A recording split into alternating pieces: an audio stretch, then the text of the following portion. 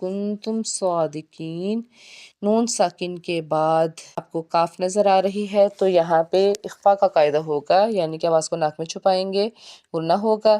اور پھر اس کے بعد نون ساکن کے بعد تا آ رہا ہے، یہاں پہ بھی اخفا کا قاعدہ ہے۔ پھر میم ہے، میم ساکن کے بعد صاد ہے، تو یہاں پہ اظہار شفوی ہوگا، یعنی کہ غنہ نہیں کریں گے۔